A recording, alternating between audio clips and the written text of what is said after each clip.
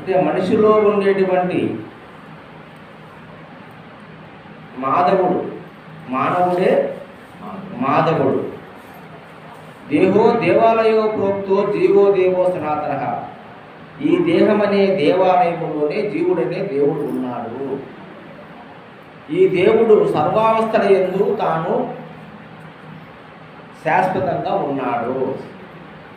ఈ దేహము ఉన్నాడు, ఈ దేహము లేకుండా ఉన్నాడు. అర్థమైందా? అంటే ఆ భగవత్ స్వరూపం అనేది ఇన్ని రకాలుగా మన శరీరంలో ఉంది. అంటే ఒక సూత్రము మనలో ఎలా గుర్తుపడి ఉన్నదో అలాగా ఈ శ్వాస అనేటువంటి ఈ సూత్రము ద్వారా ఈ శరీరంలోని అన్ని సర్వేంద్రియాలు పనిచేస్తున్నాయి.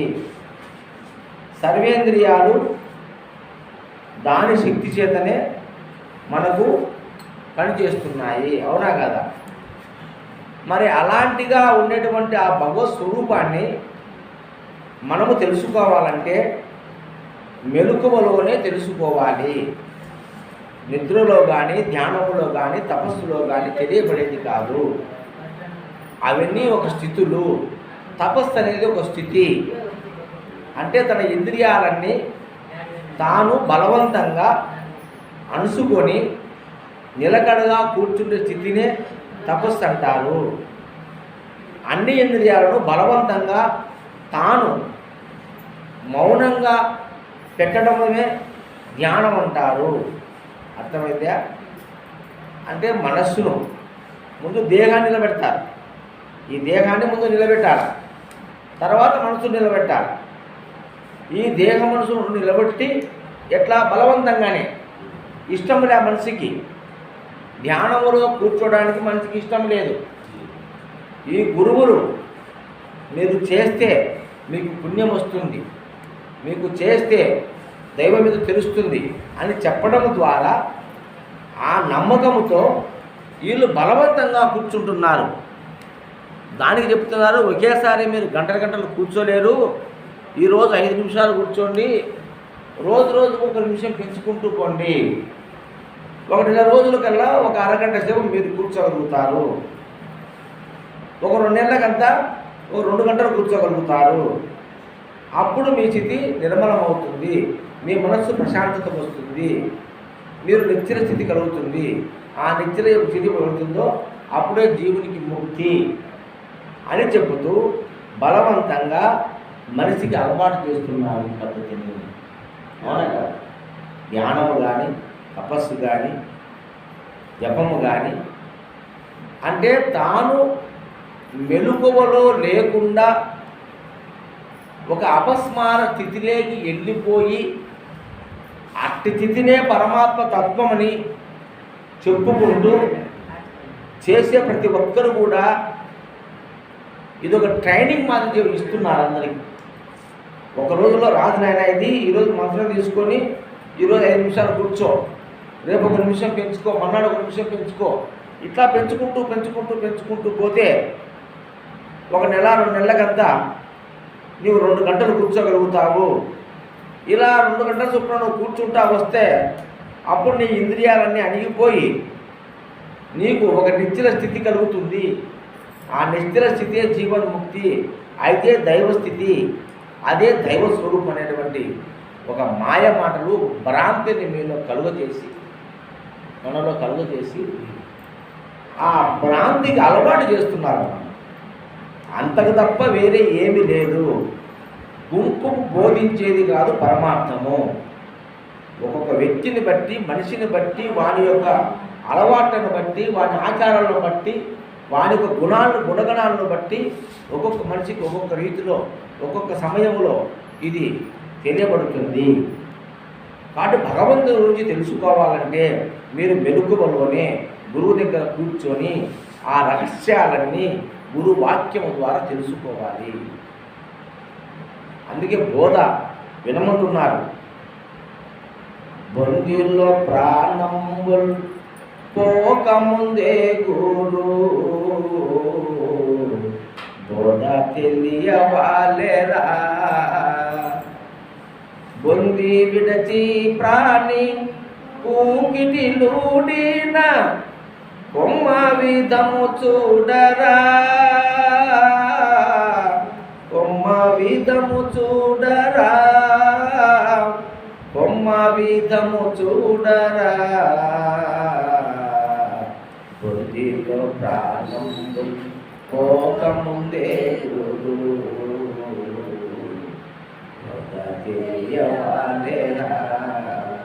అంటే ఆ గురువు బోధ ఈ బొందిలో ప్రాణం పోకముందే తెలుసుకోవాలి. శ్రద్ధావాన్ లభితే జ్ఞానం, జ్ఞానదేవతో కైవల్యం. ఎప్పుడైతే నీకు జ్ఞానం కలుగుతుందో, ఏమి జ్ఞానం? దైవ జ్ఞానం, బ్రహ్మజ్ఞానం. బ్రహ్మజ్ఞానాన్ని తెలుసుకోవాలి. ఆత్మజ్ఞానం అని పేర్లు. ఆత్మజ్ఞానం తెలుసుకున్నావు, బ్రహ్మజ్ఞానాన్ని తెలుసుకున్నావు, బోధ ద్వారా తెలుసుకుంటావు. ఏమని తెలుసుకున్నావు? అహం బ్రహ్మస్మి అని తెలుసుకున్నావు. అహం బ్రహ్మస్మి. ఆత్మ బ్రహ్మజ్ఞానం ఏమని తెలుసుకున్నావు? అహం బ్రహ్మస్మి అని తెలుసుకున్నావు. అంటే నేనే బ్రహ్మము అని తెలుసుకున్నావు. అవునా కదా? నేను బ్రహ్మమని తెలుసుకున్నావు. అంటే బ్రహ్మం అనేది నేనే అని తెలుసుకున్నావు. ఆ నేనెవరు?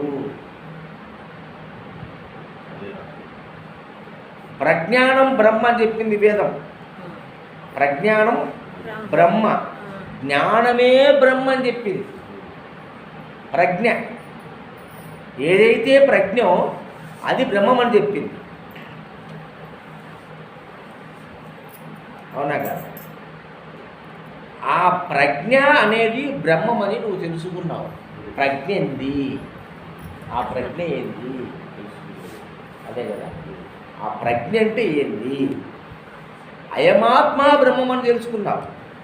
అంటే నాలో ఉన్న ఆత్మస్వరూపమే బ్రహ్మం తెలుసుకున్నావు. ఆత్మ అంటే ఏంది తెలుసుకోవాలి కదా. ఇప్పుడు చతుర్వేద మహావాక్యాలు ఏం చెప్పినాయి? దేవుడిని చెప్పలే, అహం బ్రహ్మస్మి అన్నాయి. అంటే నేను బ్రహ్మమని తెలుసుకోమని, నేను బ్రహ్మమని చెప్పినాయి. నేను బ్రహ్మం అంటే ఎట్లా? నేను బ్రహ్మమని నాకు తెలిసింది. నేనెవరు? ఒకటో పాయింట్. ప్రజ్ఞానం బ్రహ్మ అన్నారు. ప్రజ్ఞానం బ్రహ్మ అంటే నాలో ఉండే జ్ఞానమే బ్రహ్మ అన్నారు. ఆ జ్ఞానం అంటే ఏంటి? అయమాత్మ బ్రహ్మ అన్నారు. నాలో ఉండే ఆత్మస్వరూపమే బ్రహ్మం అన్నారు. ఆత్మ అంటే ఏంటి? తత్వమసి అన్నారు. తత్ అంటే ఆ బ్రహ్మము, త్వం అంటే నేను, అసి అంటే అయి ఉన్నాను. అంటే ఆ బ్రహ్మము నేనే అయి ఉన్నానని చెప్తున్నాను. ఆ నేనెవరు? నేనే భగవంతుడు. భగవంతుడని కూడా తెలుసుకున్నావు. ఆ నేనే భగవంతుడు అని కూడా తెలుసుకున్నావు. నేనెవరు? అంటే నేనే భగవంతుడు, నేనే విష్ణువు నైదు, నేనే రాముడు నైదు, నేనేరా ఏ నోటను విన్నా నేనేరా, నేనే 4 వేదములందున ఉపనిషత్తులు నెల్ల భాషములు సన్ను చింతుతూ సర్వబెత్తలు నన్నే నిలికను నారాయణిగా నేనేరా ఏ నోటను విన్నా నేనేరా. ఓకే, నువ్వెవరు? అవునా కదా? ఆ నేనెవరు? అదే మరి ఆ నేనెవరు అని ప్రశ్నించినప్పుడు నేనే లేదనుటను అక్క నేనుండవలెను, మేనచటే ఉండును, నేనును మేనుగాక మరి ఒకటి గలదు, ఆ నేనెప్పుడు నేనని అనదు, నీవు నేననే తాను తానుగానే తలపేమి లేకుండు మరి ఒకటి గలదు, ఆ నేనెప్పుడు నేనా నాదు. ఇది అట్టి ఆ పరమాత్మ స్వరూపము ఆవక్ మానస నగోచరము. అది ఆవక్ మానస గోచరము, వాక్కు ద్వారా, మనసు ద్వారా, కాయము ద్వారా తెలియబడేది కాదని చెప్తున్నారు. మీకు ఒక ఉదాహరణ చెప్తే వినండి.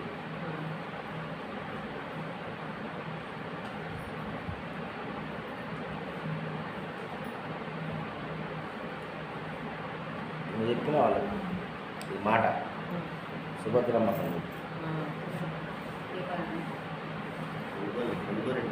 ఎన్టీ రామారావు కృష్ణుని వేషం వేసినాడు. ఎన్టీ రామారావు, ఇది చాలా సూక్ష్మమైన మాట, బాగా శ్రద్ధగా మెలుగులో వినండి. నిద్రపోతే కదా, నిద్రపోతే అర్థం కాదు. ఏదైనా మెలుగులోంటిగా అర్థం కాదు, నిద్రలో ఏం అర్థం కాదు. కాబట్టి ధ్యానాలు ఏమని చెప్తాను, వినండి, బోధ వినండి. ఎన్టీ రామారావు కృష్ణుని వేషం వేసినాడు. వేసినాడా? రామారావుకు కృష్ణుడు ఎవరో తెలుసు. రామారావుకు కృష్ణుడు ఎవరో తెలుసు. కృష్ణుడు ఎవరో తెలుసు. కానీ కృష్ణునికి రామారావు తెలియదు. కృష్ణునికే రామారావు తెలియదు. కృష్ణుడికి రామారావు తెలుసా? కృష్ణునికి రామారావు తెలుసా? ఎప్పుడు ద్వాపర యుగంలో ఆయన పుట్టింటే ఎట్లా తెలుస్తుంది? ఈ యుగంలో మనం పుట్టాం. పరమ రహస్యం దాగింది. అర్థమైందా? రామారావు కృష్ణుని వేసుకున్నాడు. కృష్ణుని చరిత్ర మొత్తం తెలుసు రామారావుకు. రామారావుకు కృష్ణుడి చరిత్ర మొత్తం తెలుసు. సరే, ఆ కృష్ణునికి రామారావు తెలుసా? తెలియదు. తెలియదు. ఆ కృష్ణుడికి రామారావు తెలియదు. అట్లనే నాగసుబ్బమ్మ అనే ఏసుకే వేసుకున్నాడు. లోపల ఉండేవాడు నాగసుబ్బమ్మ అనే ఏసుకే వేసుకున్నాడు. వాడి నుంచి నాకు తెలిసిన మొత్తం చూస్తాను. తెలియదు. ఈ నాగసుబ్బమ్మ తెలుసా? నాగసుబ్బమ్మకు లోపల తెలియదు. ఎందుకు తెలియదు? వాడు ఈనాడు కాదు, వాడు ఆదరించున్నాడు. అవునా కదా? వాడు ఆది నుంచి ఉన్నాడు. వానికి తెలుసు నాగసుబ్బమ్మ కథ మొత్తం. కానీ నాగసుబ్బమ్మకు వాని కథ తెలియదు. అర్థమైందా? ఏమర్థమైంది? నా కథ ఆయనకు తెలియదు, ఆయనకు తెలుసు. ఆయన కథ నాకు తెలుసు. నీకు తెలియదు. తెలియకనే కాదు, ఆయన ఎవరో నాకు తెలియదు. తెలియకనే నీ పాదం పట్టుకున్నా. ఆయన కథ తెలియదు ఎవరికైనా. ఇది రహస్యం, పరమ రహస్యం. ఇది కనుక మీకు అర్థమైతే మీ జన్మ ధన్యమైనట్టే.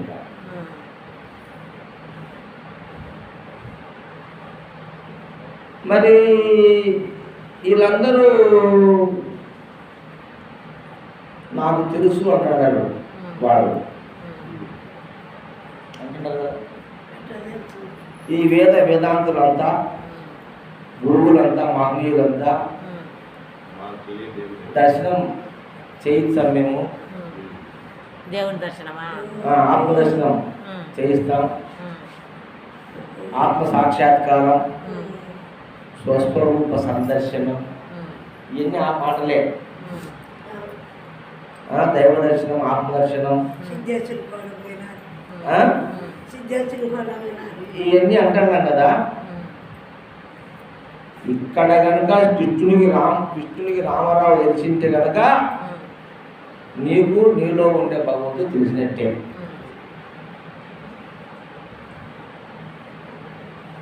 అంత మటుకు నీలో ఉండేవాడు తెలిస్తే, నీలో ఉండేవాడు నీకు అనుభవం అయితే, నీలో ఉండేవాడు నేనే అని నువ్వు అంటే నీ జీవితము నీకెందుకు తెలియదు?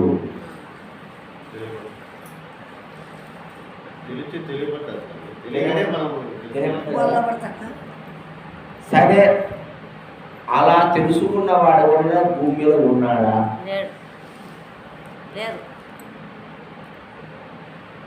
ఈ మాట గుర్తుపెట్టుకోండి. ఆత్మ అనేది రూపం లేకుండా ఇప్పుడు ఉపాధిలో ఉంటేనే రూపం ఉండేది.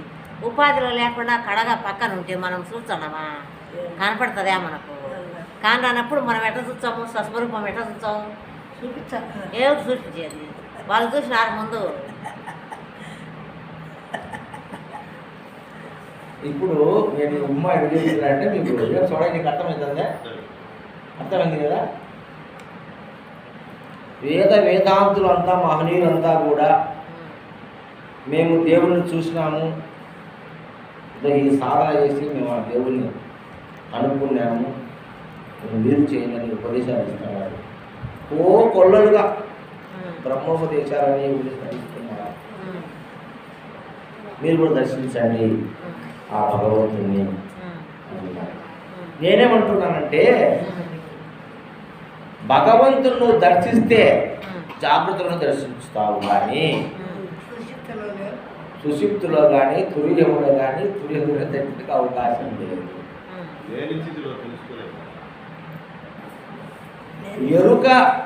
ఎరుక అంటే ఎరిగేది ఎరుక.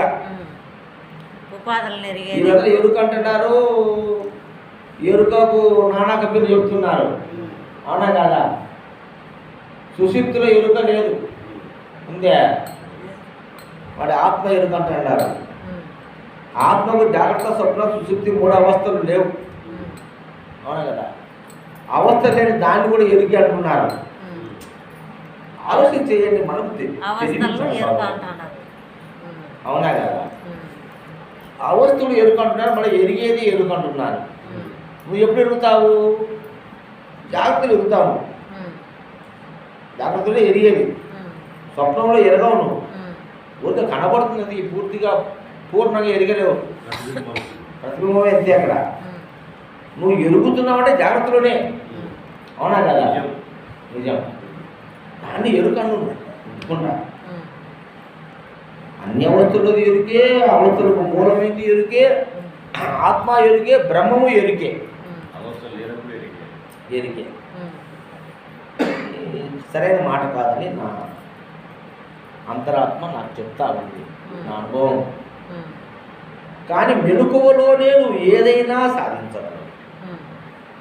మెలకువలోనే నువ్వు పాట నేర్చుకోగలవు, పద్యము నేర్చుకోగలవు, నీతి నేర్చుకోగలవు, మర్యాద నేర్చుకోగలవు, మంచితనము నేర్చుకోగలవు, చదువు నేర్చుకోగలవు, ఎన్నో విద్యలు నేర్చుకోగలవు, ఎన్నో చేతి విద్యను నేర్చుకోగలవు, అవునా కదా?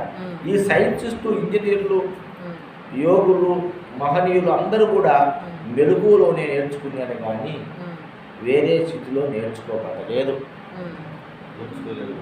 నేర్చుకోలేరు. ఏం చూడయ్య, అర్థమవుతుందా? నా వాదన సరైంది అంటావా? మరి కళ్ళు మూసుకొని ధ్యానం చేయనైనా దేవుడు కనపడతాడంటే ఎట్లా? అంటే చెప్పినోడికి బుద్ధి లేదా, చేసేవానికి బుద్ధి లేదా? చెప్పే వాళ్ళకే లేదు బుద్ధి. నమ్మకం ఉండాలి, గుడ్డి నమ్మకం ఉండకూడదు.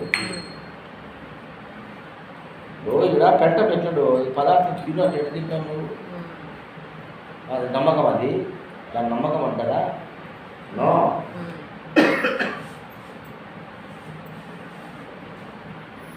విచక్షణ జ్ఞానం మనిషికి ఉంది. ఎందరో పలాన్ని ఇస్తాను రారా అంటే వచ్చి ఇవ్వకుండా పోతే రమ్మ చెప్పింటే నమ్మకం పోయినాడు ఇయ్యలే అంటే అది ఓకే. ఆడ నమ్మకం, ఈడనకూడదు నమ్మకం అని. మాకు అవసరం ఉందయ్యా, మా కూతురు పెళ్లి చేసుకుంటా, 10,000 లెక్క కావాలంటే రారా ఇంటికి ఇస్తాను అన్నాడు. పోయినా కూడా ఇవ్వకపోతే నమ్మకంగా పోయినా నమ్మిపోయినా ఇదే తేలిపోతుంది అది. నమ్మకం అంటే అబద్ధం అని అర్థం. నమ్మకం అంటే నిజం కాదు. నిజానికి నమ్మాల్సిన పని ఏముంటుంది? నిజానికి నమ్మాల్సిన పనిలే. నమ్మకం అంటే అబద్ధం అని అర్థం. అర్థమైందా? ఎందుకు ఇంత గట్టిగా మనం మాట్లాడుకున్న ఈ విషయాన్ని ఈ రాత్రి పూట అంటే మీకు అర్థం కావాలని. అంటే ఇంకా మీరు భ్రమలో భ్రాంతులకు లోను కాకుండా ఇంకా ఎవరో ఆ స్వామి బాగా చెప్తాడంట, ఈ స్వామి పోతే కనుక ఆయన అట్లా చేయి తగ్గితే చాలు మనకు మూర్చొచ్చి పడిపోతాం మనం. ఇప్పుడు కొంతమంది అట్ట కూడా చేస్తున్నారు. వీళ్ళు చేస్తారు ఎక్కువ చర్చిలలో తాగుతాలింగా వణికి వణికి ఎగిరి ఎగిరి ఎగిరి పడిపోతున్నారు మనుషులు. మీరు చూడలే టీవీలలో? చూడలే చూస్తుంటా కదా.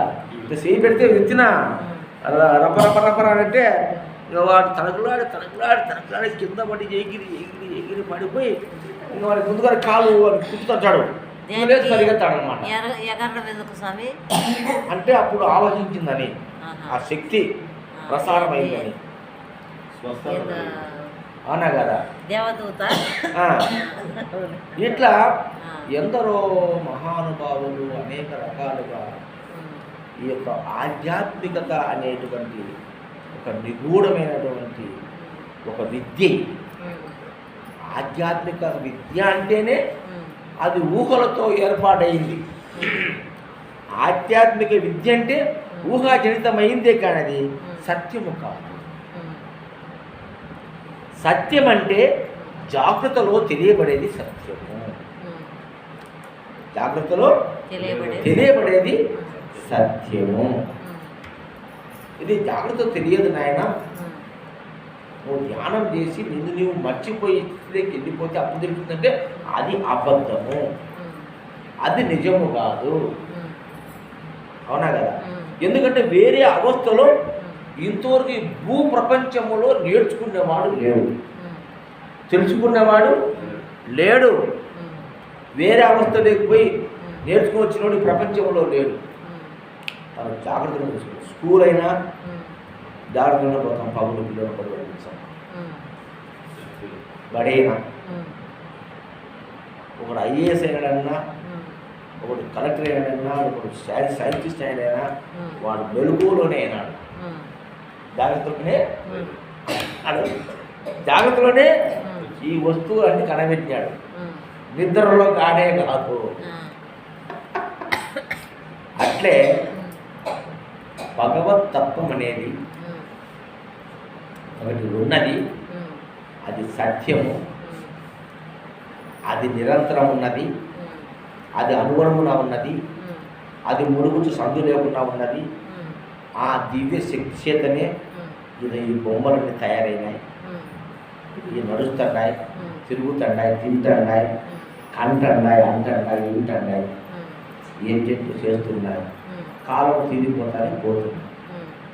ఇది ఆ పరమాత్మకి తెలుసు తప్ప అన్యునికి తెలియదు. ఆ పరమాత్ముడు అనే పేరు మనం దాన్ని పెట్టుకున్నాం. దాన్ని పరమాత్మని కూడా నాల్సిన అవసరం లేదు. అదొక శివం, అదొక శివశక్తి, అదొక విశ్వశక్తి. అంతటా ముడుగుచ్చు సందు లేకుండా అట్టి దాన్ని నేను నా హస్తగతం చేసుకుంటా, నా చేతిలోకి తీసుకుంటా అంటే ఎలా ఉంటుందంటే అది సూర్యచంద్ర నక్షత్రాలను పట్టుకుంటా అన్నట్టుంటుంది. సూర్యచంద్ర నక్షత్రాలను నేను పట్టుకుంటా అన్నట్టుంటాను. అవునా? సంభవమా? నీవెంత, నీ ఉనికి ఎంత, నీ దేహం ఎంత, విశ్వం ఎంత, విశ్వశక్తి ఎంత. ఆ విశ్వశక్తి ద్వారానే నీవు ఉన్నావు. అది గుర్తుపెట్టుకో. దానికి అనేక విధాలుగా జాగ్రత్త వచ్చిన పరిశీలన చేయి. చెప్పినా ఎన్నో రకాలుగా చెప్పినా ఏం సోడయ్యా మనం చెప్పుకున్నాం. మనం ఎన్నో రకాలుగా ప్రకృతి, పురుషుడు, పరమపురుషుడు అని చెప్పుకున్నాం కదా. ప్రకృతి, పురుషుడు, పరమ పురుషుడు. సింపుల్ ఒక మాట. ప్రకృతి అంటే ఈ దేహం, పురుషుడు అంటే ఈ దేహం నడిపించే శక్తి. శక్తి ఆడ అణువణువున ఉన్నది, అణువణువున ఉన్నది, ఈ అన్ని ఇంద్రియాలలో ఉన్నది. గోటి కానించి వెంట్రుక వరకు ఉన్నది శక్తి. దానికి రూపం లేదు, నామము లేదు, ఇంద్రియాదులు లేవు, ఏమీ లేవు దానికి. అవునా కదా? దాని గురించి తెలుసుకో. ఏమని? ఇది ఇట్లాంటిదే తెలుసుకో. దాన్ని చూడా, నేను చూస్తా అన్నట్టు. చూస్తావు, ఎందుకు చూడవు? ఇదో రూపంలో చూడు. ఆ శక్తి ఈ రూపమైంది, ఆ శక్తి ఈ రూపమైంది. ఆ బంగారు ముద్దే ఇదో ఈ కమ్మ అయింది, ఈ ముగ్గురాయి అయింది, ఈ హారం అయింది. మట్టిలో ఉండే బంగారు ముద్దే ముక్కులుగా అయింది, నీ ముక్కులో ఉంది చూడదు. ఇది బంగారే కదా. ఇక మట్టిలో ఉండే బంగారు ఎవరు? మట్టిలో బంగారు ఉంది లేదా? ఆ మట్టిలో బంగారు చూడాలా అంటే నేను తపస్సు చేసి కనపడుతుంది నాకు అంటాడు. మట్టిలో బంగారు ధ్యానం చేస్తే కనపడుతుంది. ఎట్లా కనపడుతుంది? ఆ మట్టిలో ఉండే బంగారే ముఖ్యంగా మన ముందరకు వచ్చింది.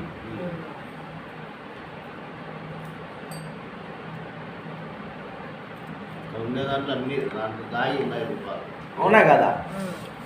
ఇది బంగారే కదా. ఏమైనా తేడా ఉందా బంగారు దానికి? నీ చెవులో ఉండే కమ్మకు మట్టిలో ఉండే బంగారానికి ఏమైనా తేడా ఉందా? రెండు బంగారే కదా. అవునా కదా? అట్లాగే విశ్వవ్యాప్తంగా కంటికి కనిపించకుండా ఉండే భగవంతుడే ఇదో ఈ మనిషిగా వచ్చినాడు, ఈ కుక్కగా వచ్చినాడు, ఈ నక్కగా వచ్చినాడు, ఈ పందిగా వచ్చినాడు. అందుకే భగవంతుడు దశావతారం అని చెప్పినాడు. అక్కడికైనా తెలుసుకోవాలి. దశావతారం అన్నాడు, చాప అన్నాడు, తాంబేలు అన్నాడు, పంది అన్నాడు, నరసింహవతారం అన్నాడు, పరశురామ అన్నాడు. రకరకాల ఎన్నో రూపాల్లో దేవుడు ఉన్నాడు అంటున్నాడు. అంతేకాకుండా 33 కోట్ల దేవతలు అన్నారు. అంతేకాకుండా మమాత్మ సర్వభూతాంతరాత్మని కృష్ణుడు చెప్పినాడు. నాలో ఉంటే ఆత్మస్వరూపం సర్వభూతమైన చూడురా, దర్శించురా. ఆ భగవంతుడు ఆ అర్జునుడు నేను ఆనాటి కాలం నుంచి ఉన్నానురా, నువ్వు నిన్నగా మనం పుట్టినావు అని చెప్తే నమ్మలే అర్జునుడు. కృష్ణుడు చెప్తే అప్పుడు కృష్ణుడు ఏం చూపించాడు? విశ్వరూపం తనలో చూపించాడు. కృష్ణుడు అర్జునుడికి ఏం చూపించాడు? విశ్వరూపం, స్వస్వరూపం చూపించినాడా? ప్రపంచం చూపించాడు, విశ్వరూపం చూపించినాడు. ఎందుకంటే స్వస్వరూపం చూపించేది కాదు అది. విశ్వరూపం చూపించి అన్ని రూపాలు నాయే అని చెప్పినాడు. ఆ మాట చెప్పింది కృష్ణుడు. తనలో సమస్త రూపాలను చూపి అన్ని రూపాలు నాయే అని, పక్షులలో గర్భమంతుడు నేనే, చెట్లలో అశ్వత్థ వృక్షాన్ని నేనే, మృగరాజులలో సింహాన్ని నేనే, నేనే అని ఎన్ని చెప్పుకుంటూ వచ్చినాడు. అవునా కదా? మరి ఇన్ని రకాలుగా నేనేనని చెప్తుంటే ఇంకా నేను యాన్న ఉండని ఎదుగుతాడా నువ్వు? ఇది అజ్ఞానమా? అజ్ఞానమే. బాగా ఆలోచన చేయండి అమ్మా ఈ మాట. ఊరికి భగవద్గీత తెల్లవాళ్ళు చదివితే ఉపయోగంలే.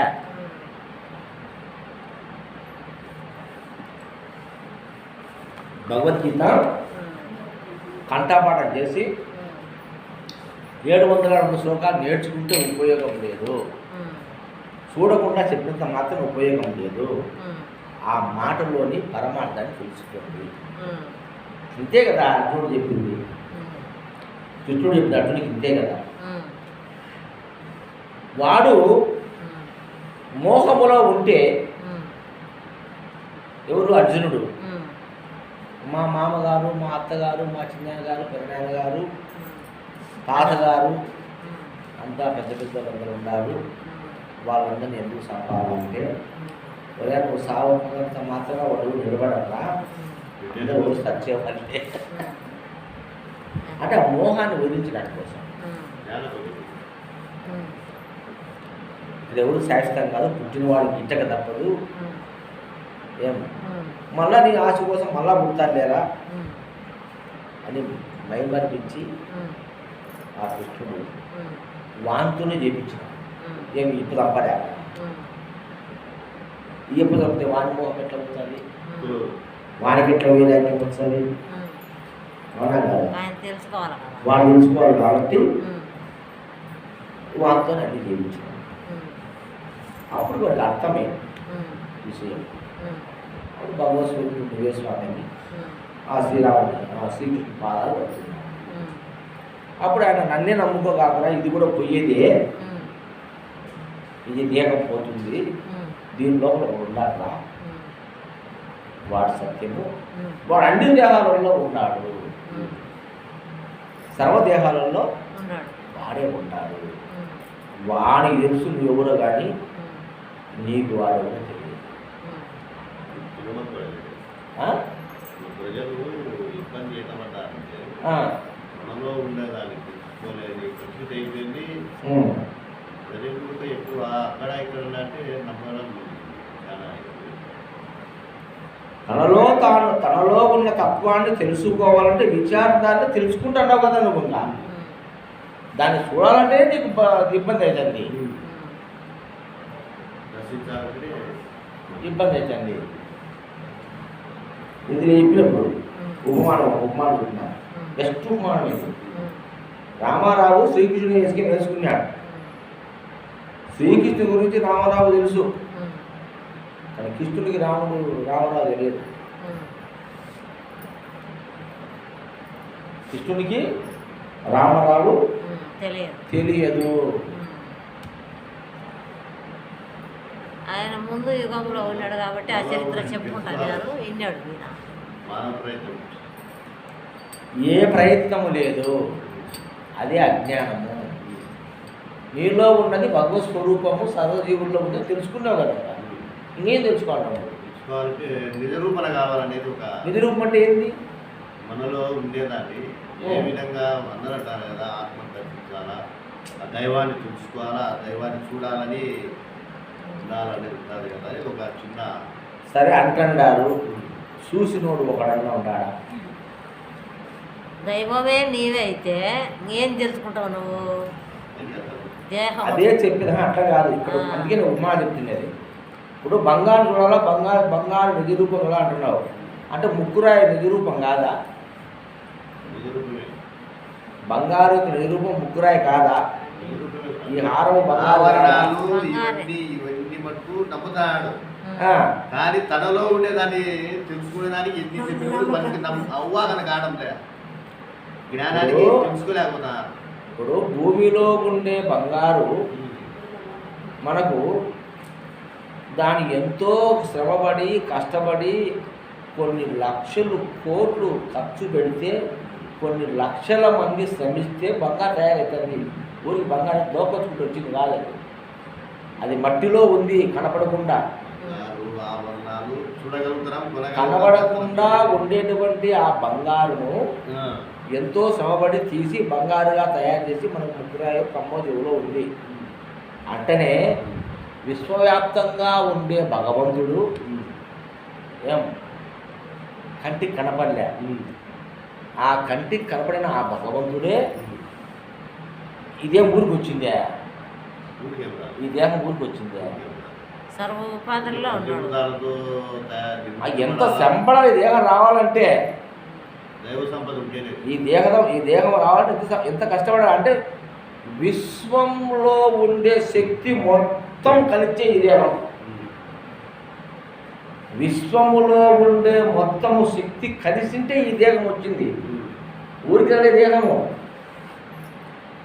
అవస్థ మానవాళి ఏం జరుగుతుందంటే ఈ దేహం దానిని నమ్మడం ఇది దైవం ఇదే దైవం అనేది నాకు ఎందుకంటే మానవుడికి బాగా అవనమ్మకం అయిపోయింది. దేవుడు ఎక్కడ ఉన్నా అనేది ఒక నమ్మకం బాగా మనిషిలోనే దైవం ఉన్నట్టు నమ్మడం లేదు. తెలియనితనములో తెలియనప్పుడు విజ్ఞానం లేనప్పుడు అప్పుడు నమ్మకనే ఎన్నో చేశాడు మానవుడు. తర్వాత మన వాళ్ళు ఎందరో మహానుభావులు ఎన్నో గ్రంథాలు రాసి చెప్పినారు కష్టపడి. కృష్ణుడు చెప్పి మాట అబద్ధం మనం. కృష్ణుడు మాటే నమ్మకపోతే ఎట్లా మనం ఇంకా? కృష్ణుడు చెప్పిన మాట అబద్ధం కాదు కదా. మరి కృష్ణుడు చెప్తున్నాడు కదా,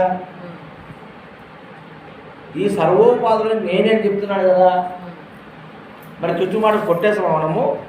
నువ్వు చెప్పి నీకు 3 పుట్ట గురువు ఇచ్చిన మంత్రాన్ని నమ్ముతావా నువ్వు? జగద్గురు అయిన శ్రీకృష్ణ పరమాత్మ మాట మీద నమ్మకం లేదా?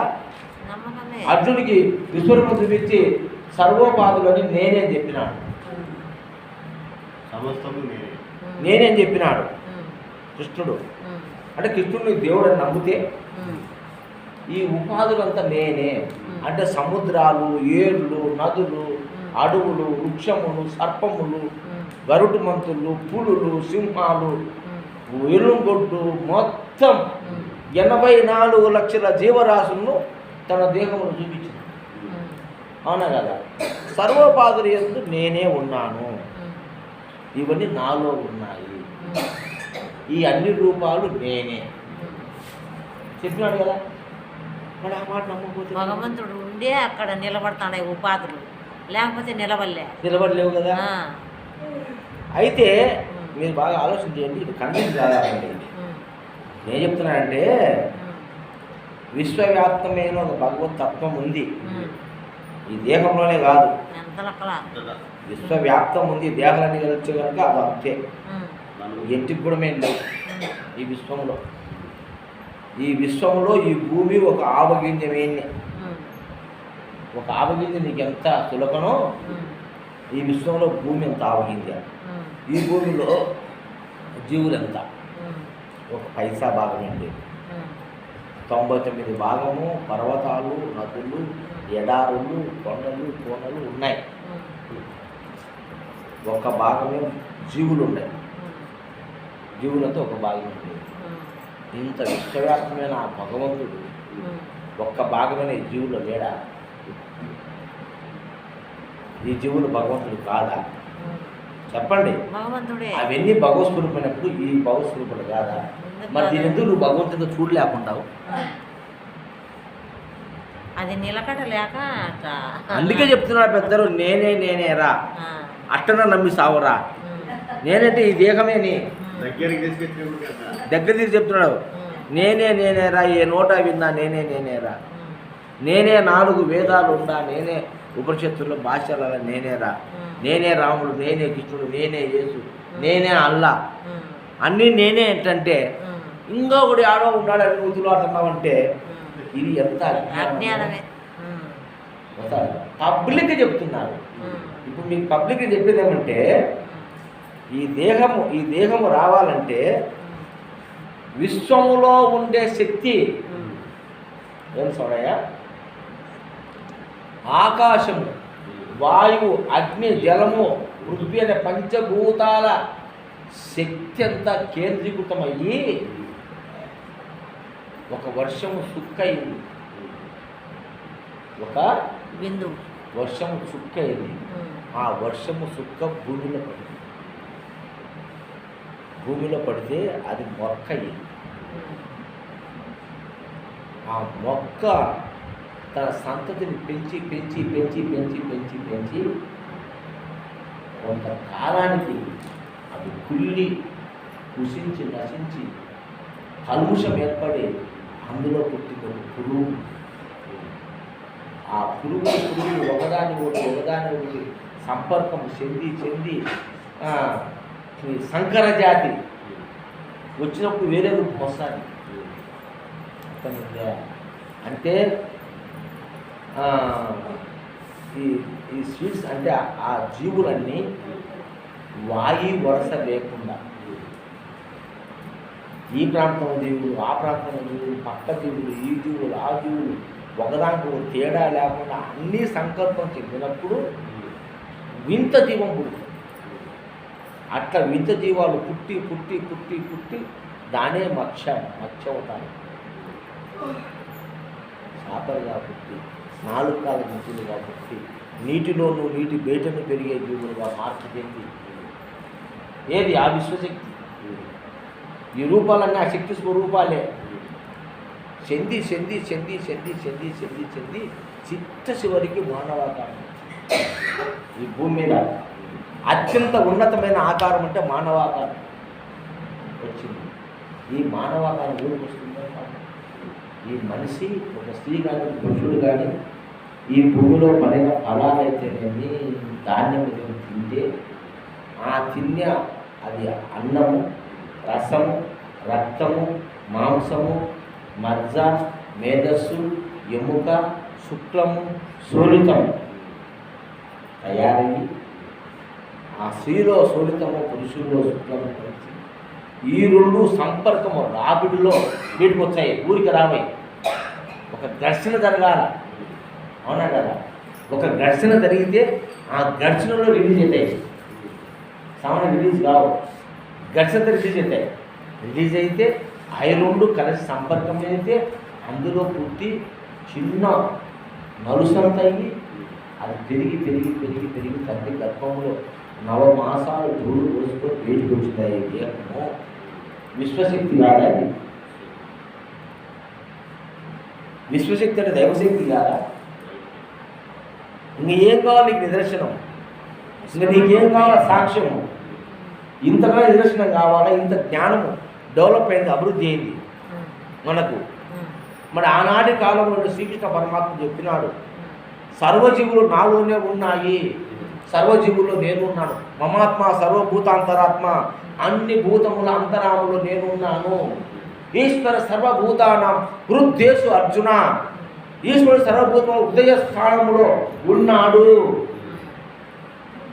అదే దైవము, అదే శక్తి, అదే నీవు. ఈ దేహములో నేను నేనని పలికేది అదే, ఆ నేనని పలికేది ఇదే, అవునా కదా? ఈ దేహము నేను అంటున్నావు, దేహము లోపల ఉన్నటువంటి క్షేత్రజ్ఞుడు దేహం అంటున్నాను, అది నేను అంటున్నాను. క్షేత్రము నేనే, క్షేత్రజ్ఞుడు నేనే, దేహము నేనే, దేహి నేనే, అవునా కదా? రెండు నేనే. ఇది స్థూలంగా ఉంది, అది సూక్ష్మంగా ఉంది. కాబట్టి నీకు చూసే కళ్ళు ఉన్నాయి కాబట్టి స్థూలంగా ఉండే ఈ దేవతామూర్తులను దర్శించు. అందుకే ఒక అయ్యప్ప మాల వేసుకుంటే కులానికి, మతానికి, జాతికి, లింగానికి భేదం లేకుండా ఆడైనా మొగైనా ఎవరైనా స్వామి ఎందుకు పెట్టినారు ఆ సాంప్రదాయం? ఇక్కడ తెలుసుకుంటారు ముండాములారా, అందరూ స్వాములేరా?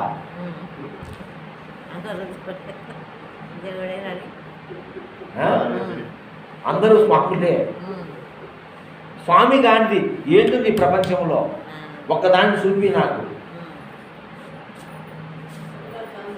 అన్ని భూతముల ఎందు నేనే ఉన్నానంటే ఇంకా అన్ని కృష్ణుడు కాకుండా వేరే ఇస్తుందా? వేరే అంతా దైవ స్వరూపమే అని తెలుసుకో. అప్పుడు నీకు ఈర్ష్య, ద్వేషము, పగ, ప్రతీకారాలు, ఈ యొక్క పోలికలు లేకుండా పోతాయి. అందరూ ఆ మార్గంలో ఉంటే, అందరూ స్వామి స్వరూపులైతే,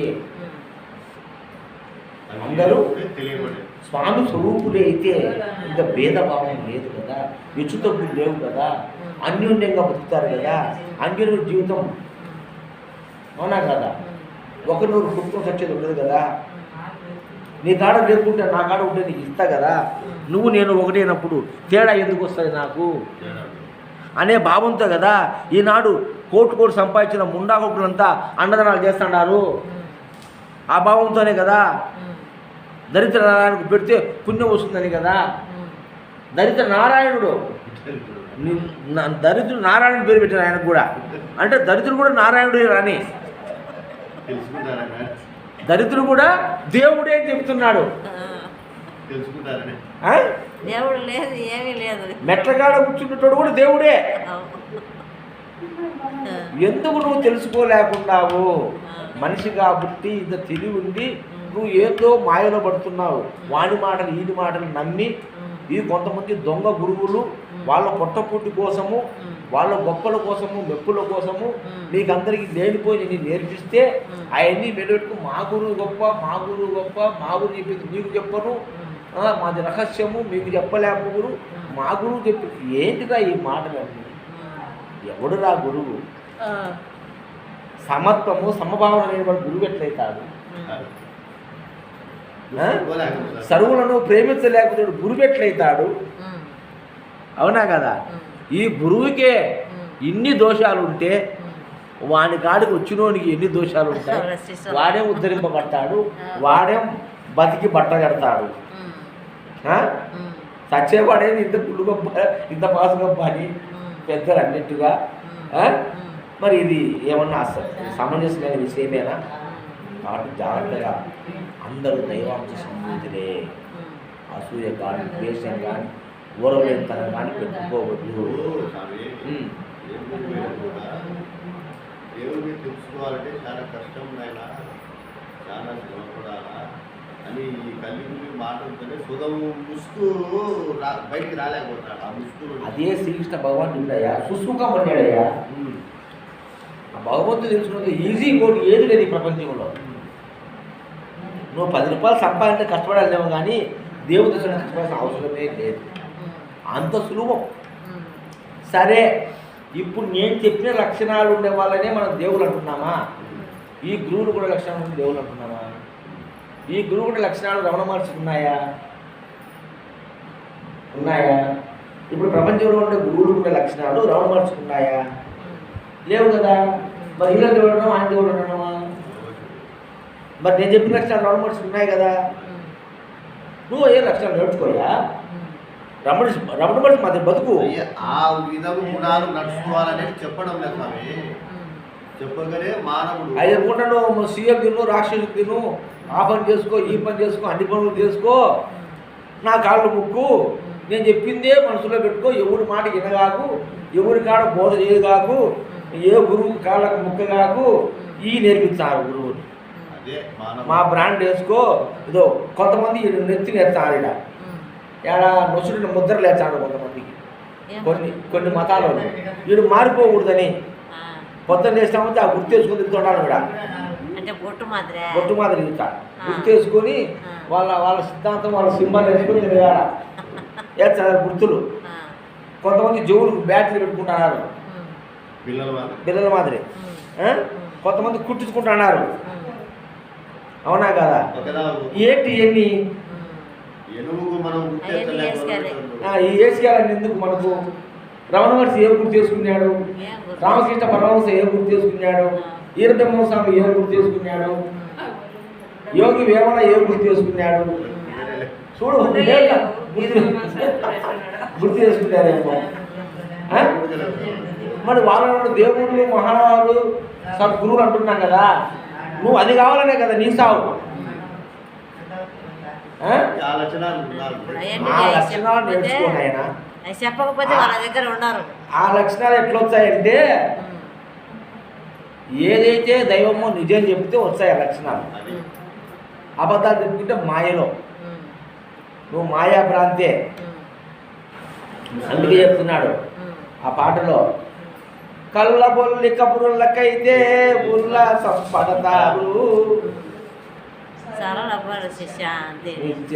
సత్పురుషుల తిడతారు, బిత్తరి వార్తలకైతే ఆహా చింతైపోతారు, మొత్తుకుంటూ గురువు తెలిపితే మోతి ముడుచుకుంటారు. ఓహో అస్తి పంజరమ మోసం వేషాలకే. ఈ మోసాలు తీసారు ఎందుకయ్యా? గురువులకి ఎందుకయ్యా మోసాలు తీశారు? గురువులు అస్థి పంజరానివే నీకెందుకయ్యా? మోసం చేశారు ఎందుకయ్యా? మహానుభావుడు ఎంత బాగా రాసినాడు. మరి ఆయన ఇది చూసే ఇట్లాంటి నాయకులు ఉన్నారు నా లోకంలో, ఎందుకు చెడిపోతారు అని చెప్పి రాసినాడు. సాధ్యవంతుడికి చెప్పినాడు.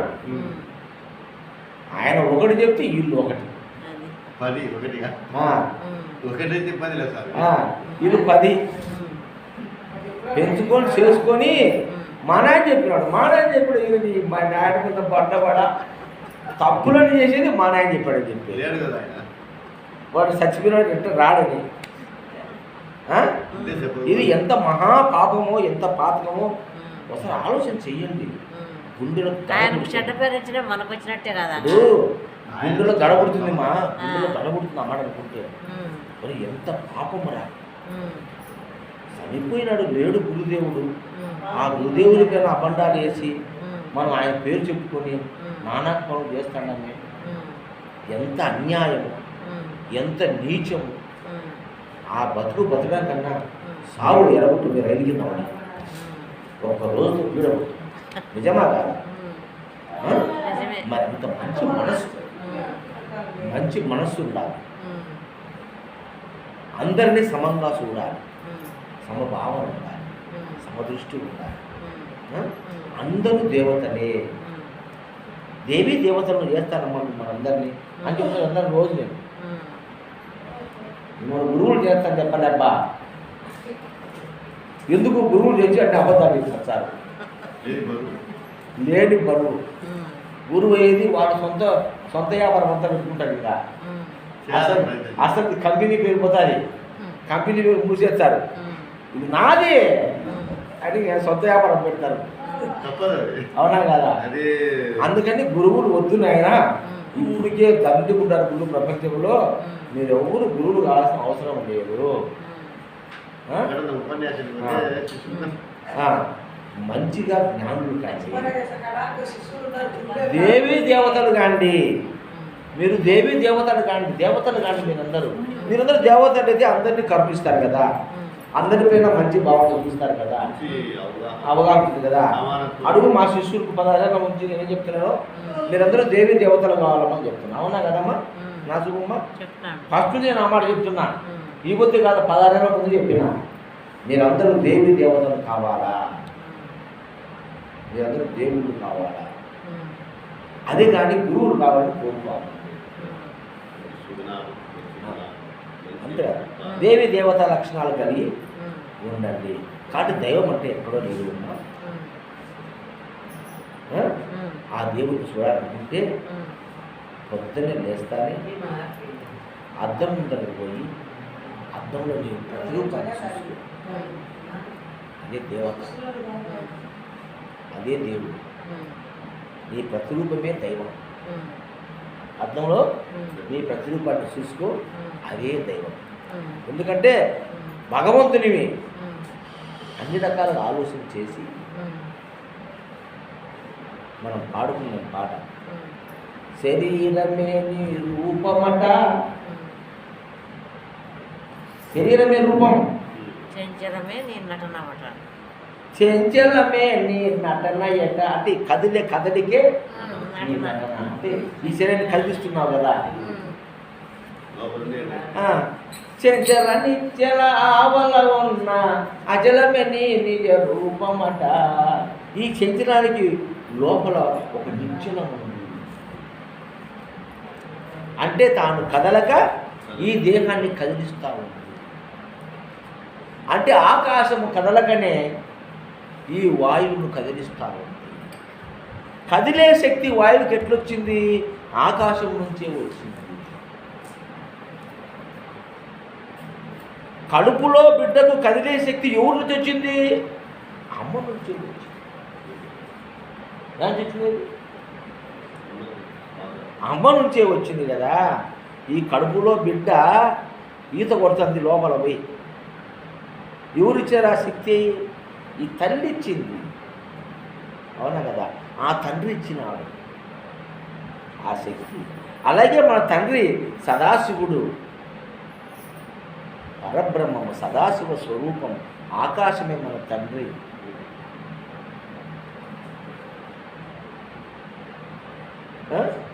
అలా క్రమంగా దిప్పుకుంటూ వస్తే ఈశ్వరుడే వాయువు, అంటే ఈ దేహాన్ని నడిపించేవాడు. ఈ శ్వాస ఈశ్వరుడే వాయువు.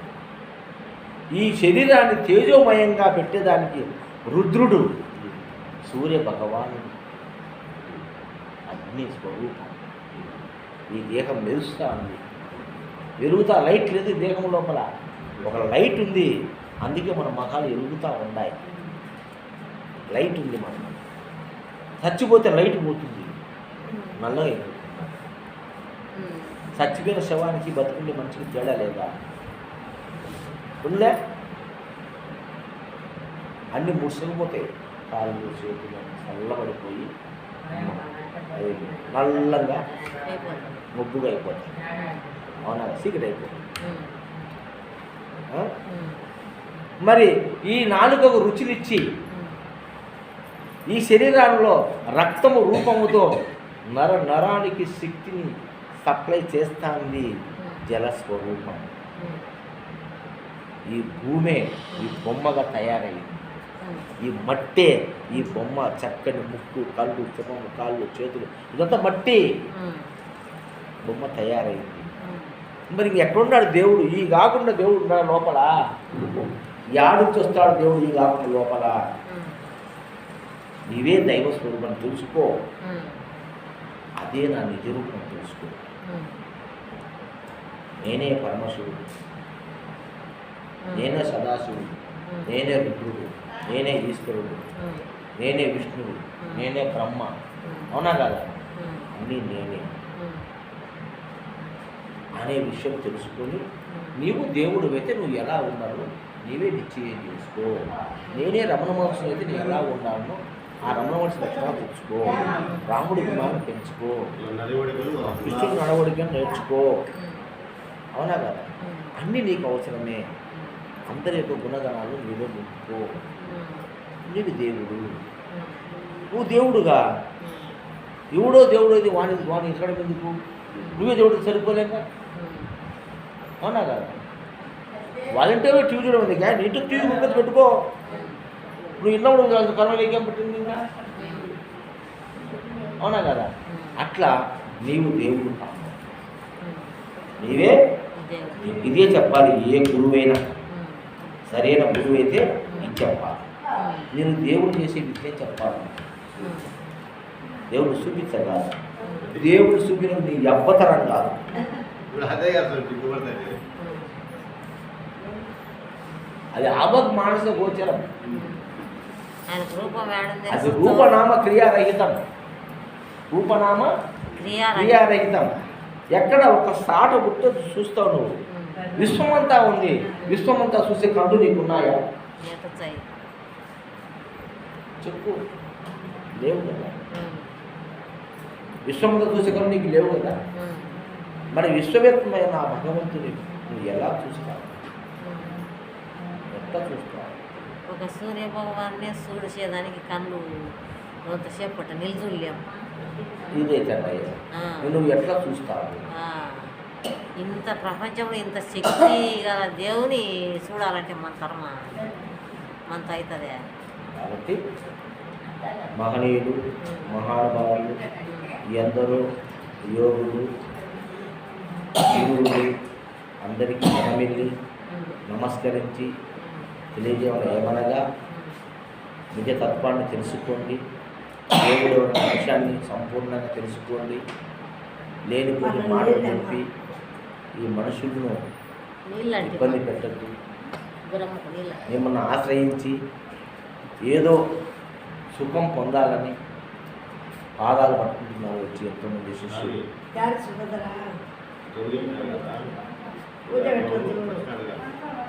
ఎక్కడ ఆపినాము అనేది గుర్తుండి పెట్టినారు కదా అడగాలి. ఇంత కథ రావడానికి ఎక్కడ నుంచి స్వామి మొదలుపెట్టాడు, ఏ చరణం గురించి నిలబెట్టాడు, ఇంతవరకు చెప్పకచ్చి అంటారు. బ్రహ్మంగారి చరిత్ర నుంచి మొట్టమొదటిది పాట నుంచి ఏది అందరాని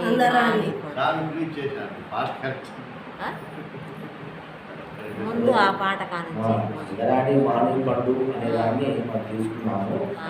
అది అందరాని మానవ పండు, అందరికీ సౌఖ్యం ఉండు.